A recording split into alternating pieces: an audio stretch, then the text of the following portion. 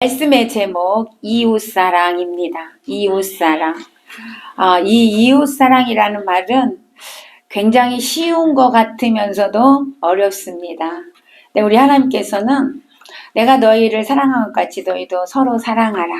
내 이웃을 내 몸과 같이 사랑하라 라고 분명하게 말씀하셨어요. 그래서 우리 이웃사랑은 해도 되기도 하고 안 해도 되는 것이 아니라 반드시 해야 된다. 하나님의 명령이기도 하고 우리는 하나님께 받은 사랑이 있기 때문에 이웃사랑을 실천하며 우리가 살아야 될 줄로 믿습니다. 근데 이제 오늘 본문에 이웃사랑에 대해서 하나님께서 우리에게 규례를 주셨어요.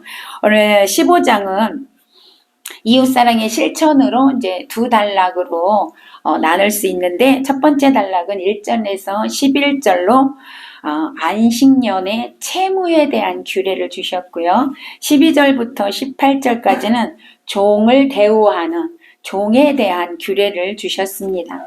그리고 이어서 19절부터 23절은 하나님께 거룩하게 구별될 것, 첫 짐승의 첫 것에 대해서 규례를 주셨습니다. 먼저 구약 성경에 나타난 이웃사랑에 대해서 조금 살펴보려고 합니다. 율법에 나온 이웃사랑에 대해서 우리가 잠시 은혜를 나누려고 하는데, 구약 시대에 하나님께서 모세를 통해서 이스라엘 백성들이 살아가야 할 그런 규례를 10계명을 예수님이 율법을 주셨어요. 하나님께서 주셨습니다. 이 율법은 외형상으로 볼 때는 어떤 하나님의 공의, 하나님의 심판 이런 것들을 보여주고 있는 것처럼 보이지만, 그 율법 안에 내면으로 들어가게 되면 그 속에는 하나님의 사랑이 담겨져 있다는 것이고요.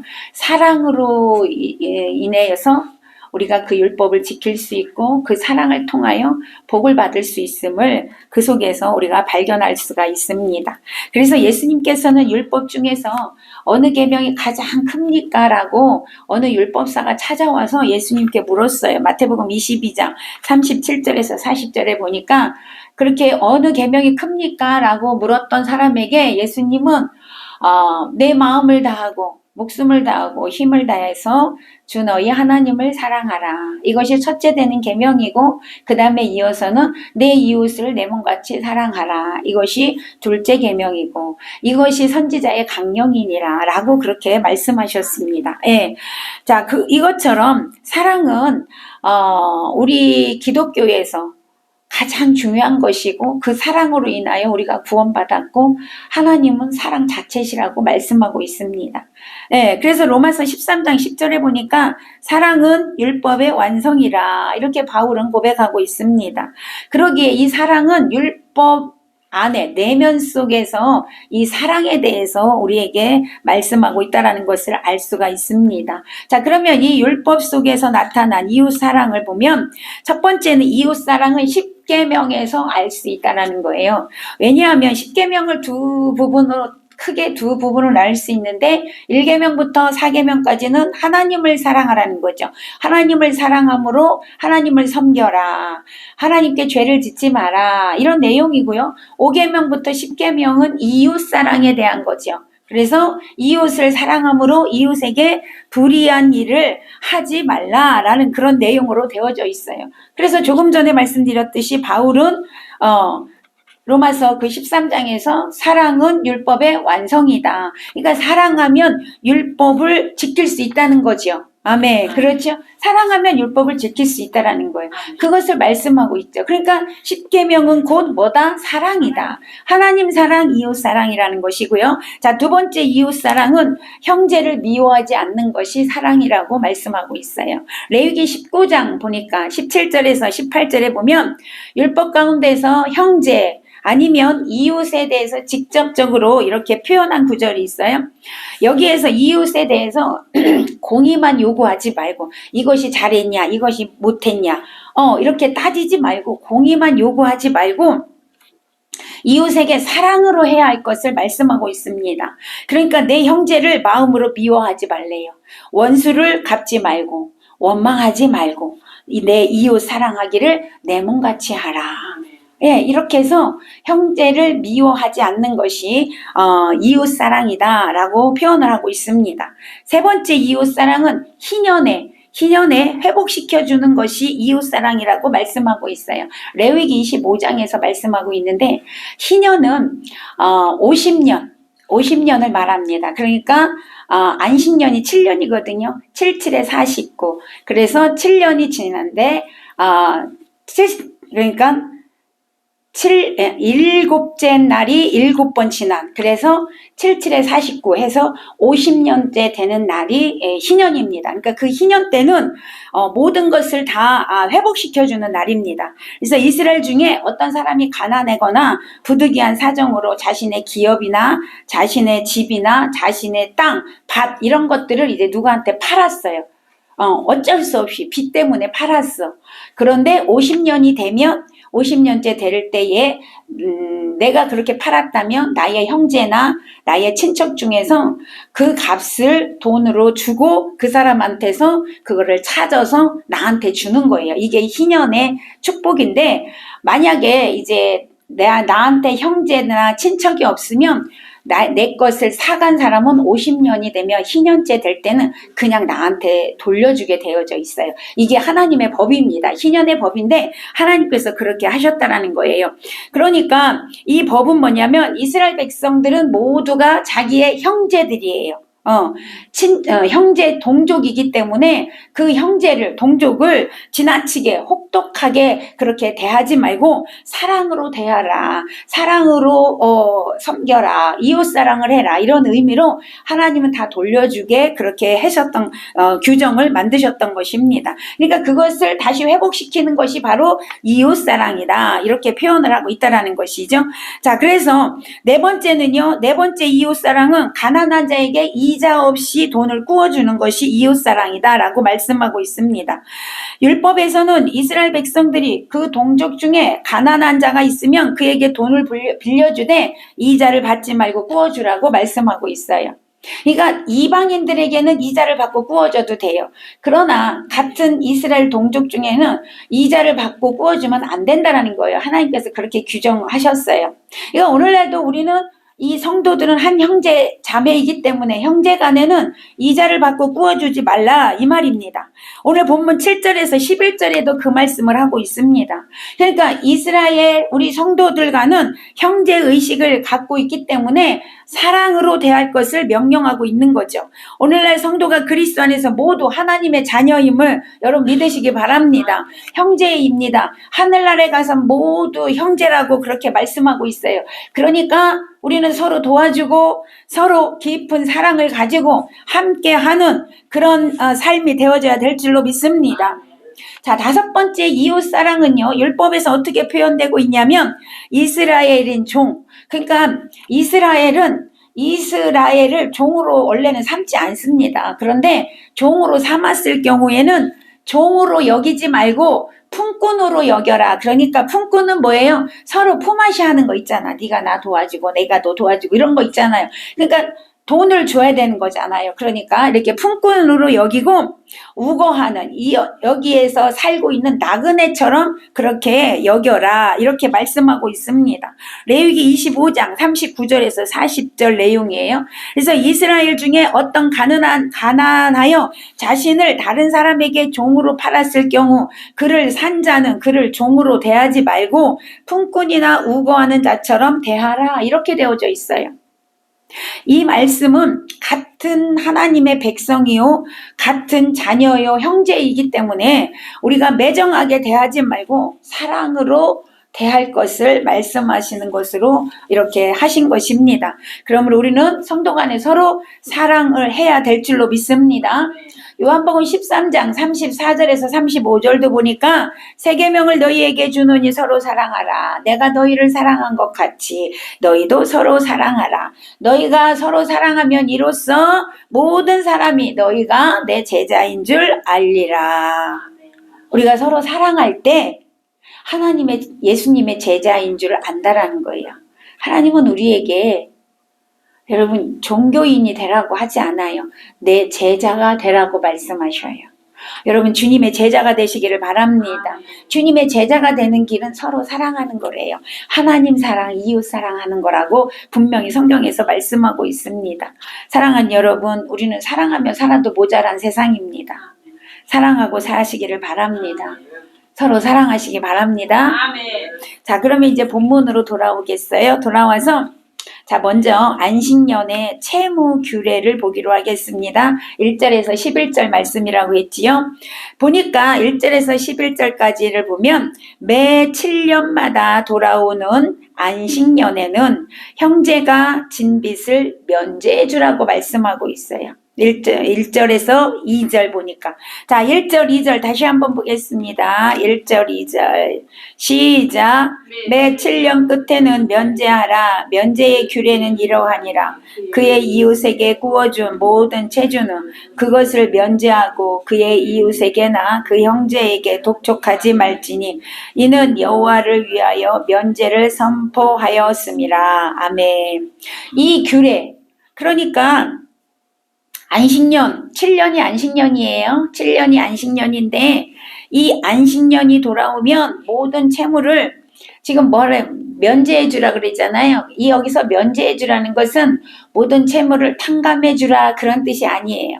탕감해 주라는 뜻이 아니고 안식년이 돌아오면 채무자에게 빚 독촉을 하지 말아라 이 뜻이에요. 이거는 빚 독촉을 하지 말라라는 거예요. 왜?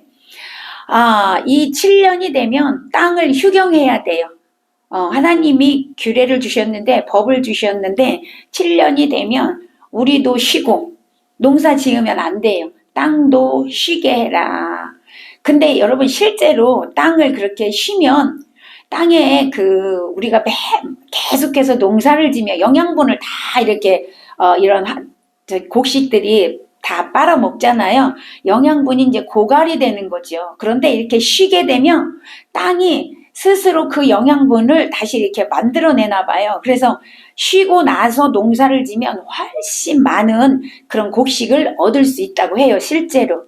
그래서 하나님은 그런 이제 의미가 있으셨겠죠. 하나님도. 어쨌든 그래서 7년이 되면 휴경을 해야 돼. 쉬어야 돼요. 그러니까 농사를 쉬다 보니까 빚을 진 사람이 어떻게 소출이 있어요, 없어요? 없잖아요. 근데 소출이 없는데 채권자는 어떻게 돈을 빌려준 사람은 돈을 달라고 하잖아. 그럼 그 사람이 얼마나 힘들겠어? 얼마나 마음이 아프겠어? 왜냐면 아무것도 거둔 게 없는데 줄 수가 없잖아요. 하나님은 그래서 그런 의미에서 그에게도 7년째는 안식을 줘라. 너도 안식하지 않냐? 그러니까 그에게도 안식을 줘라. 그래서 7년째 됐을 때는 빚 독촉을 하지 못하도록 하나님이 규례를 정해줬습니다. 그러니까 그 사람에게도 그렇게 편안하게 해주라는 것이죠. 또 안식년이 가까웠다고 7년이 가까웠어. 이제 내년이면 안식년이야. 아니면 그렇지 내년이면 안식년인데 올해 연말에 지금 말하자면 지금이네. 지금 너무 어려운 사람이 있어서 돈을 빌리러 왔어. 그랬을 때에 가만히 생각하니까 내년이 안식년인데 내가 이걸 빌려주면 이자를 받을 수 있어 없어? 없잖아요. 하나님 면제해 주라 그랬잖아요. 아니 이자는 없지. 그러니까 원금을 못 받잖아요. 그렇잖아요. 그러니까 나 돈 없어 라고 하지 말라. 오늘 성경에 말씀하고 있어요. 내년이 안식년이라 할지라도 지금 뭐 하라는 거예요? 인색하지 말고 꾸어줘라. 빌려줘라 라고 말씀하세요. 9절 읽어보세요. 9절이 그 내용이에요. 자, 9절 읽어봅니다. 시작. 삼가 너는 마음에 악한 생각을 품지 말라. 곧 이르기를 일곱째 해 면제년이 가까웠다 하고 내 궁핍한 형제를 악한 눈으로 바라보며 아무것도 주지 아니하면 그가 너를 여호와께 호소하리니 그것이 내게 죄가 되리라. 그러죠? 안식년이 가까웠다고 여러분 돈을 빌려주지 않으면 어떻게 한다고요? 그게 죄가 된대요. 왜? 돈을 빌리지 못한 이 가난한 사람은 하나님께 뭐 할 거야? 기도한단 말이야. 호소한단 말이야. 여러분 누가복음 18장에 그 가난한 과부가 그렇게 호소하니까 여러분 불의한 재판장도 들어줬잖아요. 하나님 뭐라고 말씀하세요? 그 불의한 재판장도 들어줬는데 하물며 하늘에 계신 너희 아버지가 너희 그 부르짖는 기도 호소하는 기도 안 들어주겠느냐 말씀하잖아요. 속히 들어주신다고 말씀하잖아요. 이 호소 하나님이 들으신대요. 죄가 된대요. 죄가 된대요. 이건 곧 뭐예요? 돈을 안 빌려줘서가 아니라 이웃을 사랑하지 않는 거기 때문에 죄가 되는 거예요. 하나님 이웃 사랑하라고 분명히 말씀하셨는데 그것을 하지 않기 때문에 죄가 되는 것이다 이 말입니다. 그러니까 이러한 제도는요, 우리를 사랑하는 하나님의 인간을 향한 하나님의 자비하심과 하나님의 사랑에서 비롯된 규례임을 우리는 알 수가 있습니다.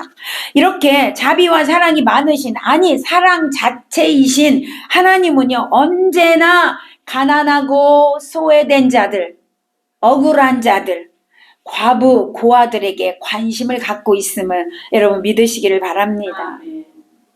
구약 성경에서는요, 이 구제하다라는 말이 히브리 말로 나탄인데, 여러분 이 나탄이라는 단어가 2000번이나 나옵니다.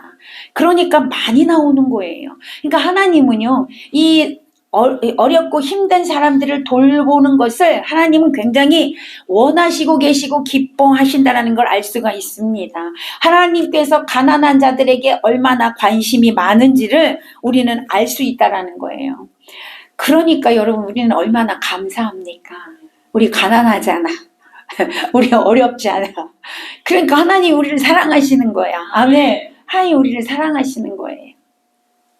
그러니까 여러분 얼마나 감사해요. 하나님 우리를 모르고 부자들만 좋아하고 높은 명예 있는 사람들만 좋아했다라면 우리는 여기 앉아 있을 수가 없잖아요. 저는 이런 걸 볼 때마다 얼마나 감사한지 몰라. 가난한 나를 이렇게 사랑해 주신다니, 이렇게 관심을 갖고 계신다니 얼마나 감사한지 몰라요. 여러분 감사하십니까? 아멘. 아멘. 감사하잖아요. 이렇게 부족한 우리를 사랑해 주고 계시다라니까. 자, 이걸 가만히 보니까 여러분 그런 거예요.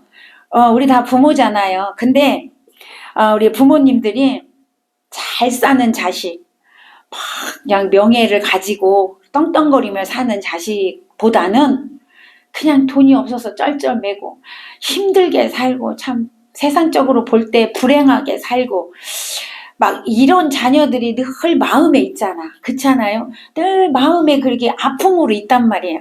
그래서 우리가 아픈 손가락 이렇게 얘기하잖아요. 부모라면 그거 다 알 거예요. 예. 그런 게 있어요. 그러니까 하나님이 바로 그런 마음이라는 거죠. 이렇게 안쓰러운. 아멘. 저는 여러분이 하나님이 여러분을 볼 때 참 이렇게 안쓰러움이 있었으면 좋겠어요. 그게 하나님의 사랑을 받는 비결이더라고요. 하나님이 저를 굉장히 안쓰러워하십니다. 그러니까 여러분도 좀 그랬으면 좋겠어요. 여러분 그런 자가 되시기 바랍니다. 그래서 하나님이 그냥 주고 또 주고 싶은 그런 자식이었으면 좋겠어요. 여러분 모두가 그런 사람이 되시기를 축복합니다. 그래서 시편 68편 5절에 보니까 고아의 아버지시고요, 과부의 재판장이라고 그렇게 말씀하셨어요. 이사야 1장 17절에서도 보니까 선행을 배우며 정의를 구하며 학대받는 자를 도와주며 고아를 위하여 신원하며 과부를 위하여 변호하라 라고 말씀하고 있습니다. 하나님이 그렇게 했듯이, 예수님이 우리를 그렇게 보듯이 우리는 이웃을 그렇게 봐야 한다라는 거예요. 이웃을 하나님의 마음으로 봐야 한다라는 거예요. 그래야만 이웃을 사랑할 수 있다라는 것이죠. 이렇게 하나님은요, 가난하고 소외된 자, 어렵고 힘든 자, 약한 자들에 대해서 항상 지극한 관심을 가지시고 불쌍히 여기시고, 그들의 눈물로 신원하는 걸 다 듣고 계시고 그것을 다 갚아주시는 분이신 줄로 믿습니다. 그러기에 하나님의 형상을 닮은 우리들은 하나님처럼 가난하고 소외된 자들의 그 마음을 아프게 해서는 안 된다라는 거 기억하고 사시기를 바랍니다. 그것은 그들의 보호자 되시는 하나님의 마음을 아프게 하는 것과 같다는 거예요. 그들의 마음을 아프게 하는 것은 하나님의 마음을 아프게 하는 것과 같다라는 것입니다. 오늘 11절에도 보면 읽어보세요. 11절에서 11절 시작. 땅에는 언제든지 가난한 자가 그치지 아니하겠으므로 내가 내게 명령하여 이르노니 너는 반드시 내 땅 안에 내 형제 중 곤란한 자와 궁핍한 자에게 내 손을 펼치니라. 아멘. 네, 땅에는요 가난한 자가 계속 있대요. 그것을 너희들이 돌보라는 거죠. 우리 보고 그래요. 우리 보고 돌보라고. 그들을 보살피라고. 그들을 불쌍히 여기라.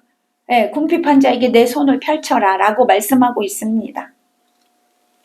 그런데 여러분 가만히 보면 이 규례는 우리가 지금까지 봤지만 어찌 보면 가난한 자에게만 뭐 좀 도움이 되는 것 같고 채무자한테 유익이 되는 규례를 같아요. 왜요? 채권자는 돈을 빌려줬으면 받아야 되는데 뭐 하나님이 받지도 말라고 그러고 계속 주라고만 하고 이렇게 말씀하시잖아요. 그러니까 나는 뭐야 그러면 채권자 입장에서 나는 뭐야 가난한 사람들만 하나님이 다 도와주게 하고 나는 맨날 주기만 해야 돼 라고 조금 이건 무슨 이런 법이 있나 불공평하지 않나 라는 그런 생각을 할 수가 있다라는 것이죠. 그런데 여러분 보세요. 하나님은 그런 하나님이 아니세요. 4절 6절을 보면 하나님께서 축복해 주신대요. 그렇게 살며 자 4절 6절 다시 한번 읽어봅니다. 4절 6절 시작. 내가 만일 내 하나님 여호와의 말씀만 듣고 내가 오늘 내게 내리는 그 명령을 다 지켜 행하며 내 하나님 여호와께서 내게 기업으로 주신 땅에서 내가 반드시 복을 받으리니 너희 중에 가난한 자가 없으리라. 내 하나님 여호와께서 내게 허락하신 대로 내게 복을 주시리니 내가 여러 나라에 구워줄지라도 너는 꾸이지 아니하겠고 내가 여러 나라를 통치할지라도 너는 통치를 당하지 아니하리라. 아멘. 그러니까 하나님의 명령대로 그렇게 그 어렵고 힘든 자들을 돌보면 그들을 긍휼히 여기며 그들에게 자비를 베풀며 하나님이 복을 주시겠대요. 반드시 내가 너에게 복을 줄 것이다. 그래서 너희 중에 너희 그 단체에 네가 속해 있는 그곳에 가난한 자가 더 이상 없게 할 것이고 아멘. 너는 꾸어줄지라도 꾸지 않은 자가 될 것이고 네가 나라를 통치하는 자가 되지만 통치를 받지 않게 된다. 할렐루야. 얼마나 큰 축복이에요.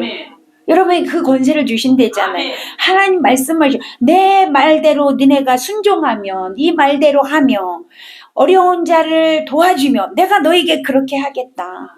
너는 항상 꾸어주는 사람이 되지만 꾸는 일은 절대 없을 거다. 그건 뭐예요? 그만큼 부자가 된다는 거잖아요. 풍족하게 된다는 거잖아요. 예. 그리고 뭐예요? 너는 다스리는 자가 될 거다. 통치하는 자가 될 거다. 그렇게 말씀하고 있습니다. 예. 그래서 신약 성경에서 뭐라고 말씀합니까? 주라, 주라. 그리하면 너에게 누르고 흔들어 넘치도록 주리라. 아멘.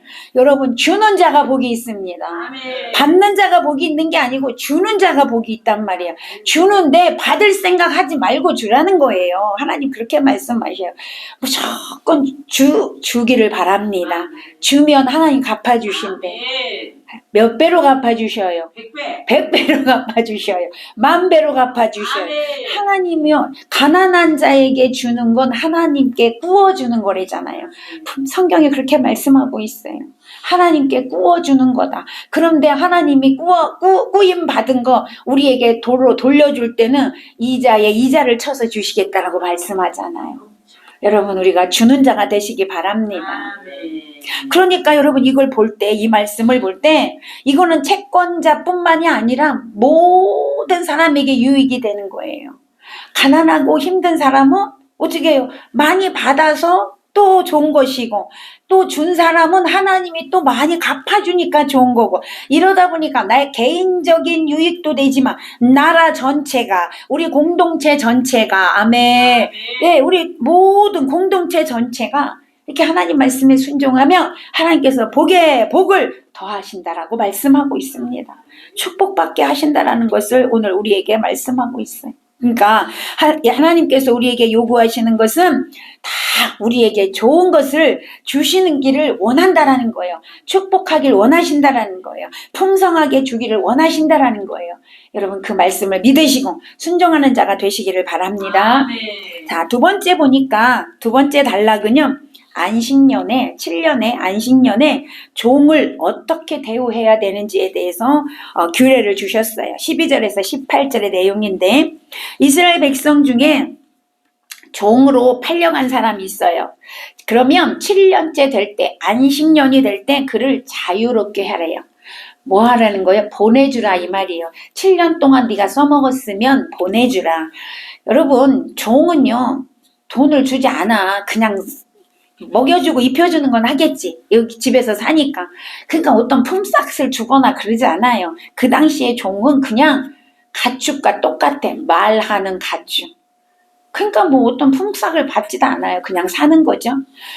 그런데 7년 동안 그렇게 살았어요. 그러면 7년이 되면 안식년이 되면 그 종을 보내주래요. 집으로. 보내주는데 그냥 보내지 말고 후하게 돈을 쳐줘서 보내래요. 오늘 하나님이 그 말씀을 하시고 계십니다. 15절에서 그러면 이렇게 종에게 후히 쳐서 돈을 이렇게 해서 보내라 이렇게 말씀하셨는데 가만히 생각해 보니까 왜 그렇게 했냐면 아마 이 종이 다시 집으로 돌아가서는 이제 다시 종로로 타지 말고 너도 떳떳하게 이제는 살아라 해서 아마 자금 살아갈 수 있는 그 자금을 마련해 주기 위해서 그렇게 하나님께서 하신 것 같습니다. 그래서 이 종에게 후의주에서 보내야 하는 이유를 하나님 말씀하셨어요. 15절 읽어봅니다.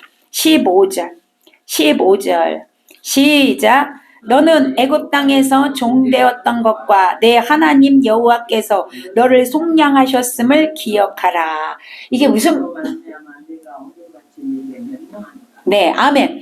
자, 그래서 이 이스라엘 백성들이 하나님께서 이스라엘 백성들에게 왜 이 종에게 이렇게 후히 쳐서 보내라 했냐면 너네도 옛날에 종이었잖아. 그거 기억해. 하나님 이렇게 말씀하시는 거예요. 어디에 종이었어요? 애굽 나라에서 400년 동안 종노릇 했잖아요. 그걸 기억하라는 거예요. 그런데 여러분 보세요. 그들이 애굽에서 400년 동안 종노릇 하다가 애굽에서 출애굽할 때 하나님의 은혜로 여러분 뭘 갖고 나왔어? 해방돼서 출애굽할 때 금, 보화, 가축 여러분 어마어마하게 갖고 나왔잖아요. 하나님이 그렇게 하게 하셨어요. 너네는 가서 요구해라. 애굽 사람에게 요구해라. 그럼 애굽 사람들이 줄 거다. 그런데 요구하기도 전에 성경에 보면 요구하기도 전에 이제 우리가 나가야 된다 했더니 애굽 사람들이 빨리 나가. 니네 빨리 가. 빨리 가. 그래가지고 막 금 다 주면서 이거 갖고 나가. 빨리 나가. 왜 그랬을까? 이스라엘 백성들이 애굽에 있으면 하나님 자꾸 재앙을 내리니까 못 살겠어. 도저히 못 살겠는 거예요. 그러니까 너네가 없어야 우리가 살 것 같대. 그러니까 이스라엘 백성들 막 빨리 나가라고 막 금은 보화를 줘서 내보냈어요. 그거 기억하라는 거예요. 너네가 옛날에 종되었을 때 그렇게 했던 것처럼 네가 부렸던 종이 나갈 때 너도 뭐 하라는 거죠? 금원보화 해서 보내라는 거예요. 네가 받은 은혜잖아. 그러니까 너도 그렇게 하라는 거예요. 여러분 오늘날 우리도 마찬가지입니다. 오늘날 우리 성도들 하나님의 은혜로 과거에 죄의 종로로 했던 우리들을 하나님이 해방시켜 주셨어요. 해방시켜 주시고 하나님의 품 안에서 이제 자유의 몸이 되게 하셨고 우리에게 영원한 생명, 축복 주신 줄로 믿습니다. 그 은혜를 우리가 받은 자들이기 때문에 우리가 받았으면 우리도 해야 되잖아요. 그러니까 내 이웃, 내 형제에게 그렇게 행하라 이 말입니다. 로마서 6장 22절에 보니까 이제는 너희가 죄로부터 해방되고 하나님께 종되어 거룩함에 이르는 열매를 맺었으니 그 마지막은 영생이니라. 아멘. 옛날에 죄의 종, 마귀의 종으로 살았는데 예수님의 십자가의 은혜로 그 보혈로 우리가 거기서 이끌어내어서 출애굽했지요. 우리가 은총을 받아서 이제는 하나님 자녀 되었어요. 자녀로 사는 것뿐만이 아니라 하나님은 우리에게 풍성하게 주시어요. 아멘. 모든 것을 다 주시고 또 영생에 이르는 복까지 주셨단 말이에요. 그 복을 받은 자녀들이 나만 누려서는 안 된다라는 거예요. 그 은혜 받은 자들이 여러분 하나님께 사랑받은 우리가 오늘 그 사랑을 이웃에게 나누어 줘야 된다. 그것이 요 두 번째는 뭐요? 종에게 나누어 줘라 이 말입니다. 예. 그러니까 우리가 우리 주위에 이웃에 종과 같이 어렵고 힘든 자가 있다며 가난한 자가 있다며 우리는 긍휼을 베풀어 그들에게 여러분 사랑을 베푸는 자가 되어져야 될 줄로 믿습니다. 하나님의 자녀로 인정된 우리 성도들은 아버지이신 하나님의 자비하심을 본받아 선한 사마리아 사람이 선행을 보여주셨듯이 여러분 하나님이 예수님이 그 말씀을 왜 하신 거예요? 너희도 이처럼 해라. 그래서 보여주신 거예요. 이웃이 누구냐라고 묻는 제자들에게 예수님 이웃이 누굽니까? 라고 묻는 그들에게 선한 사마리아 사람을 비유로 들어서 너희 중에는 누가 이웃이냐? 제사장도 있었고 레위인도 있었고 그 강도 맞은 사람한테 사마리아인도 있었어요. 세 부류가 있는데 너희가 볼 땐 누가 이웃이냐? 그 강도 맞은 사람 도와준 그 사마리아인이 이웃입니다. 예수님 마지막 뭐라고 말씀하세요? 맞다. 너희도 가서 그렇게 해라. 아멘. 우리에게 말씀하시는 거. 우리는 그거를 알기만 하고 있으면 안 된다는 거죠. 너희도 가서 해라. 이 말씀이 오늘 여러분 심령에 박혀지시기를 저는 축복합니다. 너희도 가서 그대로 해라. 여러분 우리 예수님이요 제자들의 발을 씻기면서 뭐라고 말씀하세요? 내가 너희의 발을 씻겨서 섬김을 보여준 것처럼 너희도 가서 해라. 아멘. 항상 주님은 너희도 가서 해라. 내가 너희를 사랑한 것 같이 너희도 서로 사랑해라. 내가 섬김을 보여준 것처럼 너희도 섬겨라. 그 사마리아 사람이 그 사람을 위해서 참된 이웃이 된 것처럼 너희도 그렇게 이웃이 되라. 내가 너를 사랑한 것처럼 너도 사랑하라. 아멘. 이렇게 하나님은요, 예수님은 우리가 그대로 하기를 원하신다라는 거예요. 예수님이 본을 다 보여주셨고 우리가 그렇게 하기를 원하신다라는 거죠. 그래야 우리는 이 세상에 살면서 우리 형제들 가운데 성도들 가운데 참된 사랑의 교제가 끊임없이 이루어지고 그것으로 인하여 하나님과의 사랑의 교제가 계속해서 이루어지게 될 줄로 믿습니다. 자, 그 다음은 16절에서 종이 계속해서 그 집에 있기를 원할 수가 있대요. 16절, 17절 읽어봅니다. 16절, 17절. 시작. 종이 만일 너와 내 주를 사랑하고 너와 누구랑 일체의 영혼 내게 행하여 내가 주인을 떠나지 아니하겠노라 하거든 송곳을 가져다가 그의 귀를 문에 들으라. 그리하면 그가 영구히 내 종이 되리라. 내 여호와에게도 내가 그와 같이 자, 여기 보면 어떤 노예가 6년이 이제 기간이 찼죠. 그래서 7년째가 됐어요. 그런데 이제 앞에서는 종이 이제 나갈 때 후이 돈을 줘서 내보내라. 근데 여기는 두 번째로 뭐냐면 저 그냥 여기서 살래요. 이런 종이 있을 거라는 거죠. 이 종이 너무 착해서 주인이 나랑 그냥 여기서 살자라고 했을 수도 있고 이 종이 난 나가도 어디 갈 데가 없는데 난 여기서 있는 게 더 좋겠다라고 생각을 해서 주인님 나는 그냥 계속 여기서 살고 싶어요 라고 했을 경우를 말합니다. 그럴 경우에 이 주인은 어떻게 하라고요? 귀를 송곳을 갖다가 이제 문에다 대고 송곳으로 이제 귀를 뚫으라고 그렇게 말씀을 하시는 거예요. 자, 고대 이 애굽어에는 이 노예라는 단어의 뜻이 뭐냐면 듣는다 이런 뜻이에요. 종은 듣는다 이런 뜻이 있단 말이에요. 그러니까 귀를 뚫는다라는 것은 주인의 말만 듣겠습니다. 그러니까 복종의 의미라는 거죠. 그래서 이제 이 귀를 뚫으면 그냥 죽을 때까지 거기 종이 되는 거예요. 그래서 내 주인님의 말만 듣겠습니다. 이런 뜻으로 이제 귀를 뚫게 되는 것이죠. 자, 그렇다면 오늘날 우리 성도들은 어떻습니까? 오직 하나님의 말씀만 듣고 하나님 말씀에만 순종하겠습니다. 라고 고백하고 여러분 영적인 귀를 뚫고 하나님 말씀에만 사는 자가 되어져야 될 줄로 믿습니다. 아멘. 아멘. 그래서 하나님의 소유로 사는 거야. 영원토록. 할렐루야. 절대로 여기 하나님께서 떠나 다시 세상으로 가는 일이 없이 오늘 여러분 귀가 뚫어지시기를 바랍니다. 하나님의 소유입니다. 나는 영원토록 소유입니다. 그래서 하나님 집에서 사는 거예요. 이 땅에서도 하나님 집에서 살고 영원한 천국에 가서 하나님과 함께 사는 거예요. 여러분 귀가 뚫어진 자만 영원토록 주님과 살게 될 줄로 믿습니다.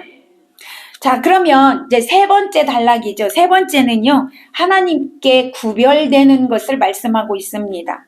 자, 구별된 삶이란 시간과 장소, 내 몸, 재물, 능력, 이 모든 것들을 하나님을 위하여 사용하는 삶을 구별된 삶이라고 말하고 있습니다. 오늘 19절에서 23절의 말씀인데 19절을 한번 보겠습니다. 19절 시작. 내 주와 양의 처음 난 수컷은 구별하여 내 하나님 여호와께 드릴 것이니 내 소의 첫 새끼는 부리지 말고 내 양의 첫 새끼 털은 깎지 말고. 자, 출애굽기 13장에서도 이 말씀을 하고 있는데요. 사람과 가축의 첫 소생은 여호와께 속한 것이므로 그에게 돌려라 라고 말씀하고 있습니다. 거기서 장자는 대속이 되었지만 가축의 첫 새끼는 희생물로 바쳐졌습니다. 장자가 대속됐다는 게 뭐냐면 출애굽기에서 사람이 이제 장자 큰아들, 그쵸? 큰아들이 나면 하나님께 드려져야 됐어요. 그때 이것까지 얘기하려면 이제 길어지니까 6월절 때문에 그렇게 됐잖아요. 그런데 그 장자를 하나님께 드려져야 됐는데 하나님께서 은혜를 베푸셨어요. 그래서 장자 대신에 레위인을 하나님께 드려서 하나님의 일을 하도록 해라. 그래서 레위인이 대신 장자 역할을 했습니다. 원래 장자를 하나님께 드려서 장자가 하나님을 위해서 살아야 되는데 하나님께서는 레위인을 대신 그렇게 하게 하셨고 대신 장자에 대한 속전을 하나님께 드리게 했어요. 그래서 이제 장자를 하나님께 드리지 않아요. 그런데 짐승에 관해서 가축에 관해서는 반드시 하나님께 드려져야 했습니다. 희생제물로 바쳐야 했다는 거죠. 오늘 본문이 그 말씀입니다. 근데 오늘 보면 이 2절에서 19절에서 보면 그 첫 새끼를 동물 중에 첫 새끼를 밭을 갈거나 수레를 끌게 하면 안 된대요. 또 양인 경우에 양털도 깎으면 안 된대. 아무것도 하지 말라는 거죠. 짐승의 첫 새끼를 낳으면 아무것도 하지 말라는 거죠. 이게 무슨 말이에요? 첫 새끼를 하나님께 바치기 전까지도 뭐 하지 마라? 세속적으로 쓰지 마라 이 말이에요. 세속적으로 사용하지 마라 이 말입니다. 그래서 흠이 없도록 잘 키워서 하나님께 드려야 된다 이 말입니다. 그런데 첫 새끼를 할지라도 흠이 있는 경우는 하나님께 드릴 수가 없었습니다. 흠이 있어. 어디가 아프거나 뭐 다쳤거나 이러면 그거는 그냥 다른 짐승처럼 이스라엘 백성들이 식용으로 그렇게 사용할 수가 있었습니다. 이것을 볼 때 하나님께는 가장 최고를 드려야 된다. 아멘. 하나님께는 가장 좋은 걸 드려야 된다. 흠 있는 걸 드리면 안 된다라는 거예요. 가장 최고, 가장 좋은 거를 드려줘야 한다는 걸 알 수가 있습니다. 자, 그러면 하나님께서 이렇게 첫 것을 바치라는 규례 어떤 의미가 있을까요? 영적인 의미를 보겠습니다. 첫 번째, 창조주 하나님의 주권을 인정하는 믿음의 행위입니다. 아멘. 첫 것을 드린다라는 건 모든 것이 하나님의 주권하에 있습니다. 이런 고백이라는 것입니다.